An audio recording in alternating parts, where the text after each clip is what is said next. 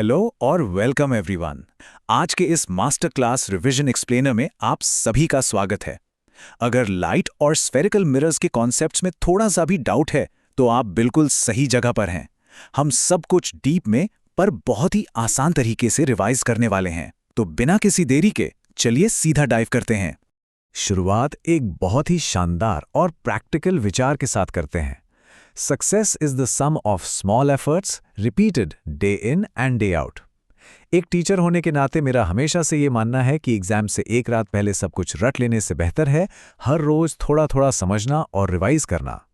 आज की ये क्लास उसी स्मॉल एफर्ट का एक बहुत बड़ा और इम्पॉर्टेंट हिस्सा है। अपना फोकस यहाँ पूरी तरह बनाए रखिएगा। आज के इस एक्सप्लेनर का एजेंडा बिल्कुल क्लियर और स्ट्रक्चर्ड है। हम basics of light reflection, real और virtual images, spherical mirror terminology, ray diagrams और उनके डेली लाइफ यूजेस को स्टेप बाय स्टेप कवर करेंगे। और हाँ, एंड में एक मजेदार रिवीजन क्विज भी होगा। तो चलिए अपने पहले फाउंडेशनल टॉपिक की तरफ आगे बढ़ते हैं, बेसिक्स ऑफ लाइट रिफ्लेक्शन। कभी सोचा है लाइट एग्जैक्टली है क्या? वेल, सिंपल शब्दों में लाइट एक एनर्जी का फॉर्म है जो हमें आसपास की चीजें देखने में मदद करती है। इसकी कुछ बड़ी इंटरेस्टिंग प्रॉपर्टीज होती हैं। पहली बात, लाइट हमेशा एकदम स्ट्रेट लाइन यानी सीधी रेखा में ट्रैवल करती है। दूसरी बात, ये एक इलेक्ट्रोमैग्नेटिक वेव है। इसका मतलब समझते हैं?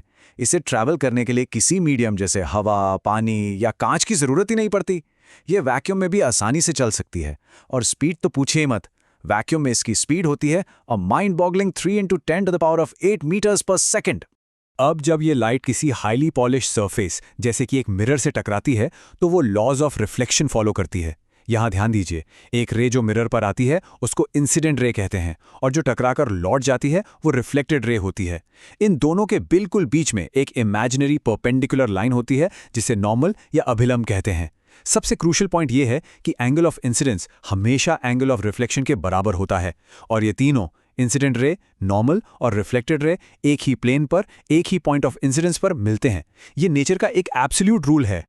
रिफ्लेक्शन के बेसिक्स समझने के बाद चलिए देखते हैं रियल वर्सेस वर्चुअल इमेजेस का डिफरेंस। ये समरी टेबल एग्जाम्स के लिए एक एब्सोल्यूट गोल्ड माइन है। ध्यान से सुनिए। रियल इमेज यानी वास्तविक छवि तब बनती है जब लाइट रेज परावर्तन के बाद सच में एक पॉइंट पर आकर इंटरसेक्ट करती हैं। और इसकी सबसे बड़ी पहचान यह है कि इसको किसी स्क्रीन पर कैप्चर किया जा सकता है और यह हमेशा इन्वर्टेड यानी उल्टी बनती है। वहीं दूसरी तरफ वर्चुअल इमेज यानी आभासी छवि तब बनती है जब रेज एक्चुअली मिलती नहीं है बल्कि ऐसी लगती हैं कि वो किसी पॉइंट से मिलकर आ रही हैं। आप इसे स्क्रीन पर बिल्कुल नहीं उतार सकते और यह हमेशा इरेक्ट यानी सीधी बनती है। वैसे हम जो नॉर्मल प्लेन मिरर घर में रोज यूज करते हैं ना, वो एक वर्चुअल, इरेक्ट और लैटरली इन्वर्टेड इमेज बनाता है जिसमें लेफ्ट का राइट दिखता है। ऑल राइट, अब थोड़ा कर्व्ड सर्फेसेस की तरफ चलते हैं, स्फेरिकल मिरर टर्मिनोलॉजी।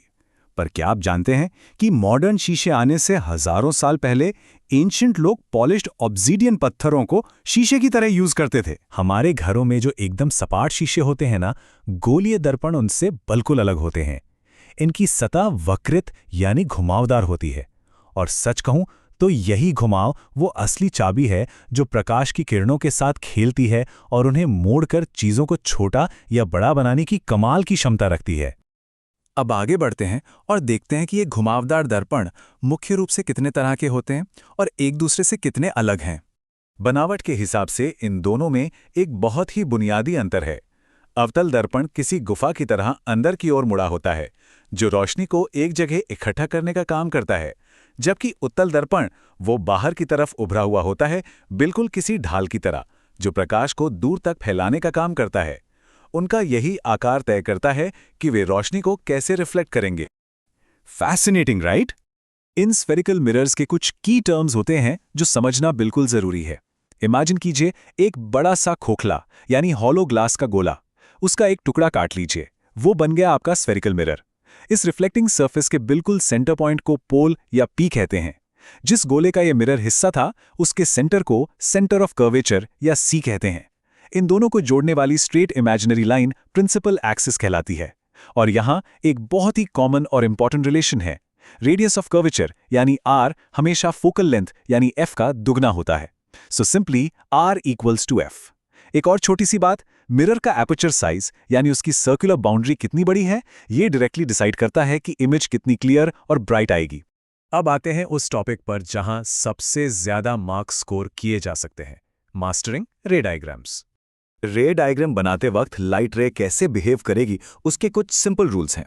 एक कॉन्केव मिरर का एग्जांपल लेते हैं। पहला फंडामेंटल रूल, अगर कोई रे प्रिंसिपल एक्सिस के बिल्कुल पैरेलल आती है तो मिरर से टकराने के बाद वो हमेशा फोकस से होकर गुजरेगी। और दूसरा नियम बिल्कुल इसका उल्टा है, अगर कोई रे पहले ही फोकस से क्रॉस करती हुई मिरर पर गिरती है तो रिफ्लेक्ट होने के बाद वो ऑटोमेटिकली प्रिंसिपल एक्सिस के पैरेलल हो जाती है।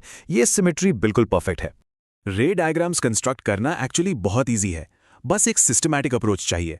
स्टेप 1, स्केल से एक स्ट्रेट प्रिंसिपल एक्सिस ड्रॉ करें और अपना स्फेरिकल मिरर बनाएं। स्टेप 2, की पॉइंट्स को प्रॉपर्ली मार्क करें, पोल, फोकस और सेंटर ऑफ कर्वेचर। और आखिरी स्टेप में ऑब्जेक्ट के टॉप से कोई भी 2 स्टैंडर्ड रे रूल्स अप्लाई कर दें।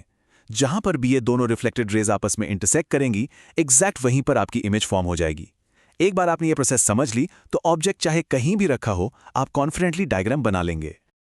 अवतल दर्पण और उसके वास्तविक प्रतिबिंब यानी रियल इमेजेस। अब एक बहुत ही मजेदार जर्नी पर चलते हैं जहां एक ऑब्जेक्ट धीरे धीरे अवतल दर्पण के करीब आएगा। शुरुआत करते हैं जब ऑब्जेक्ट अनंत यानी इन्फिनिटी पर रखा है। बहुत दूर से आने वाली लाइट रेज रिफ्लेक्ट होने के बाद एग्जैक्टली प्रिंसिपल फोकस F पर आकर मिल जाती हैं। इससे बनता है एक बेहद छोटा, बिल्कुल पॉइंट साइज्ड वास्तविक प्रतिबिंब। और वास्तविक यानी रियल इमेज की खासियत क्या है? इसे किसी स्क्रीन पर प्रोजेक्ट किया जा सकता है और ये हमेशा हमेशा उल्टा होता है। अब जैसे जैसे ऑब्जेक्ट दर्पण में करीब आता है, मान लीजिए सेंटर ऑफ कर्वेचर यानी C के ठीक पीछे, तो देखिए क्या होता है। वो जो उल्टा और वास्तविक प्रतिबिंब था ना, वो अब C और F के बीच खिसक गया है। ऑब्जेक्ट करीब आया है तो इमेज का साइज थोड़ा सा बड़ा जरूर हुआ है, लेकिन अभी भी ये ऑब्जेक्ट के मुकाबले छोटा यानी डिमिनिश्ड ही है।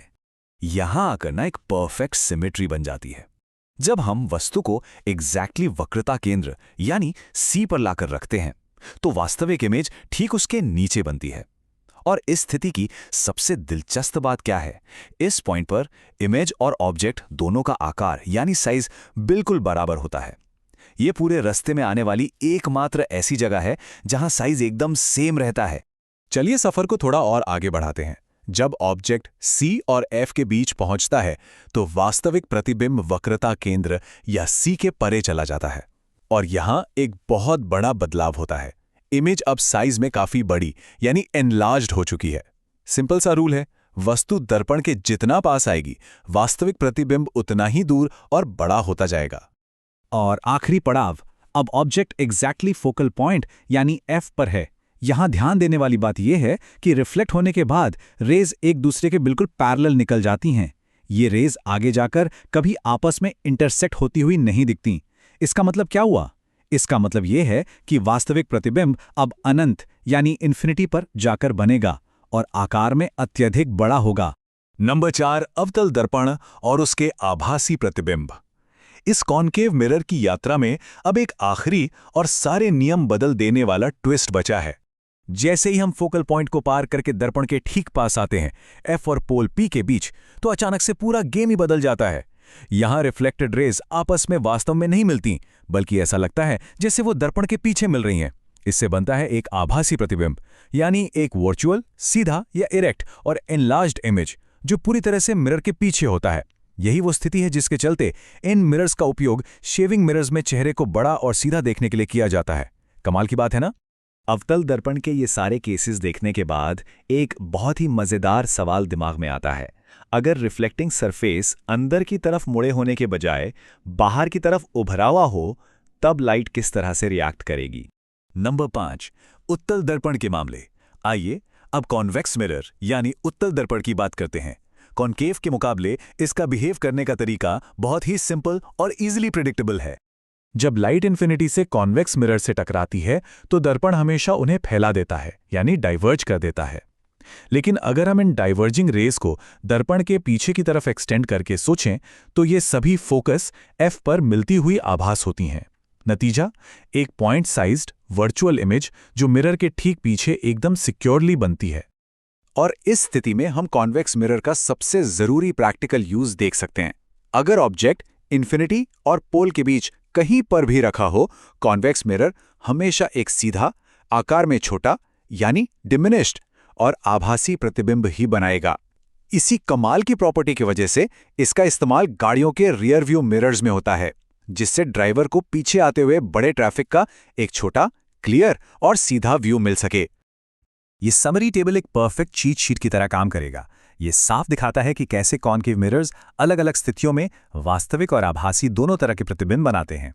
वहीं दूसरी तरफ कॉन्वेक्स मिरर्स बहुत कंसिस्टेंट होते हैं और लगातार सिर्फ छोटे और आभासी प्रतिबिंब ही बनाते हैं। इसे याद रखना सच में काफी आसान है। अब जब हम इन दर्पणों को समझ चुके हैं तो हमें दूरियों को मापने के नियम जानने होंगे। ये बिल्कुल वैसा ही है जैसे किसी गणितीय मंजिल तक पहुंचने से पहले एक सही नक्शा पढ़ना। तो सबसे अहम बात यह है कि ये दिशा निर्देश केवल कोई सुझाव नहीं है। आवर्धन की सही गणना करने के लिए इन नियमों को मानना ही पड़ता है। गणित के ग्राफ की तरह ही दर्पण के बीचों बीच वाले ध्रुव को केंद्र मान लें। अब दाईं ओर नापी गई दूरियां धनात्मक यानी पॉजिटिव होंगी और बाईं ओर की ऋणात्मक यानी नेगेटिव। और हाँ, वस्तु हमेशा बाईं ओर ही रखी जाएगी। इन बातों को तो एकदम पत्थर की लकीर मान लीजिए। वस्तु हमेशा दर्पण के सामने बाईं ओर होती है, इसलिए U हमेशा नेगेटिव होगा। अवतल दर्पण का फोकस उसके सामने बाईं ओर होता है, इसलिए उसकी फोकस दूरी भी नेगेटिव है। इसके उलट उत्तल दर्पण का फोकस दर्पण के पीछे दाईं ओर बनता है, इसलिए वो हमेशा पॉजिटिव रहता है। यही वो नियम है जिन पर हमारा पूरा गणित टिका है। चलिए अब इस विश्लेषण के सबसे रोमांचक हिस्से में चलते हैं, जहां हम आवर्धन के असली गणितीय फॉर्मूले को डिकोड करेंगे। आवर्धन या मैग्निफिकेशन ये सिर्फ कोई बोरिंग सी संख्या नहीं है। ये असल में एक अनुवादक की तरह है जो हमें बताता है कि प्रतिबिंब भौतिक रूप से फैल गया है या सिकुड़ गया है। आसान भाषा में कहें तो ये प्रतिबिंब की ऊंचाई और वस्तु की ऊंचाई का एक अनुपात है। इस सूत्र को देखिए, m बराबर है -v/u, -v/u। आइए इसे एक एकदम असली उदाहरण से समझते हैं। मान लीजिए एक कार के उत्तल रियर व्यू मिरर में पीछे आ रही गाड़ी 5 मीटर की दूरी पर है, तो u होगा -5। और मान लेते हैं कि दर्पण के अंदर जो अक्स बन रहा है वो 1 मीटर पीछे है, तो v होगा +1। अब इसे फॉर्मूले में रखते हैं, -+1/-5। माइनस से माइनस कट जाएगा और जवाब आएगा +0.2। इसका सीधा सा मतलब है कि प्रतिबिंब सीधा है और असली कार के आकार का केवल 20% है। अब हम अपने आखिरी पड़ाव पर आ गए हैं, जहां हम सीखेंगे कि इन गणितीय नतीजों को देखकर कैसे तुरंत पता लगाया जाए कि प्रतिबिंब असल में कैसा दिख रहा है। ये टेबल बिल्कुल एक चीट शीट की तरह है। अगर हमें m की वैल्यू पता है तो हम तुरंत बता सकते हैं कि प्रतिबिंब कैसा है। यहाँ 1 का अंक एक बहुत बड़ी सीमा है। अगर आवर्धन 1 से ज्यादा है तो मतलब प्रतिबिंब वस्तु से बड़ा है। अगर ये 1 से कम है तो वो छोटा है, और अगर ये एकदम 1 है तो आकार बिल्कुल बराबर है। विज्ञान के ये कुछ ऐसे सच हैं जो कभी नहीं बदलते। m के आगे लगा एक नेगेटिव चिन्ह तुरंत बता देता है कि प्रतिबिंब वास्तविक है और उसे पर्दे पर उतारा जा सकता है। वहीं एक पॉजिटिव चिन्ह हमेशा आभासी प्रतिबिंब को दिखाता है, बिल्कुल वैसे ही जैसे हमने कार वाले उदाहरण में +0.2 निकाला था, जिसका मतलब था कि कार का प्रतिबिंब आभासी था। समतल दर्पण हमेशा वस्तु के बराबर और आभासी प्रतिबिंब ही बनाता है, इसलिए उसका आवर्धन हमेशा +1 ही रहता है।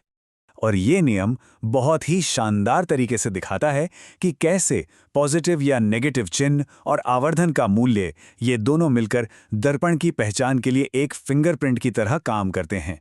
आभासी और छोटा प्रतिबिंब सिर्फ उत्तल दर्पण बना सकता है, लेकिन अगर अक्स आभासी होने के साथ साथ वस्तु से बड़ा भी है तो बिना शक वो अवतल दर्पण का ही कमाल है। भौतिक विज्ञान के ये गजब के नियम हमारे चारों तरफ लागू होते हैं।